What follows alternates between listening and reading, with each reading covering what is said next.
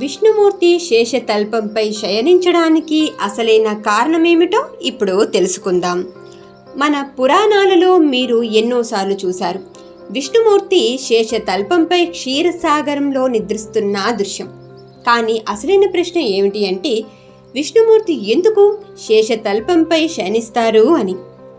విష్ణుమూర్తి నిద్ర అనేది సాధారణ నిద్ర కాదు, ఇది ఒక యోగ నిద్ర. యోగ నిద్ర అంటే చైతన్యంతో కూడినటువంటి విశ్రాంతి. ఇది ఏకకాలంలో విశ్రాంతి మరియు దృష్టి కూడా. ఈ యోగ నిద్రలో విష్ణుమూర్తి ప్రపంచ సృష్టికి అవసరమైనటువంటి శక్తిని సమీకరించుకుంటారు.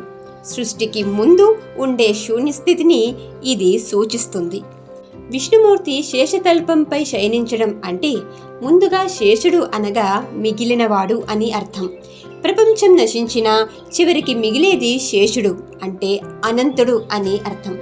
విష్ణుమూర్తి ఆయనపై విశ్రాంతి తీసుకోవడం ద్వారా ఈ విశ్వం ఎప్పుడు అనంతమైన శక్తిపై ఆధారపడి ఉంది అని తెలియజేస్తున్నారు.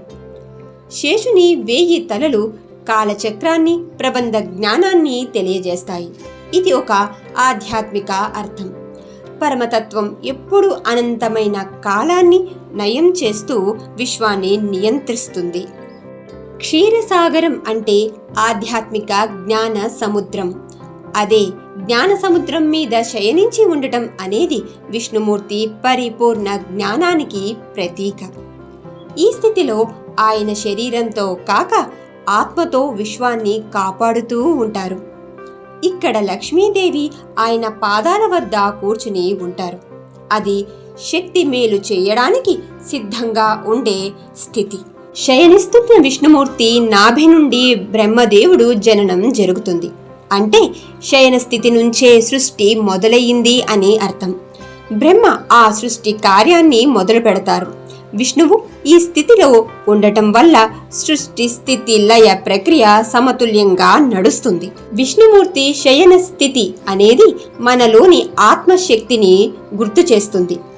మనిషి జీవితంలో కూడా కొన్ని క్షణాలు ప్రవర్తించే కంటే నిశ్చలంగా ఉండటమే చాలా గొప్ప శక్తిని ఇచ్చేది. అంటే కొన్ని సందర్భాలలో ప్రవర్తించేదానికంటే నిశ్చలంగా మౌనంగా ఉండటమే మేలు అని అర్థం. అందుకే విష్ణువు నిద్రలో ఉన్నప్పటికీ ఆయన శక్తి నిరంతరం ప్రపంచాన్ని కాపాడుతుంది.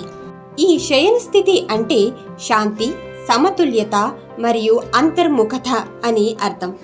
మన జీవితంలో మనం కూడా కొన్ని క్షణాలు యోగ నిద్రలా నిశ్చలంగా ఉండి మన శక్తిని విశ్వంలోనికి పంపాలి. అదే నిజమైన ఆధ్యాత్మిక జీవనం. ఈ వీడియో గనక మీకు నచ్చినట్లయితే లైక్ చేయండి, షేర్ చేయండి. ఇలాంటి మరికొన్ని హిందూ ధార్మిక కథలు తెలుసుకోవడానికి కేపీజే కథాతోరణం ఛానల్ను సబ్స్క్రైబ్ చేసుకోండి.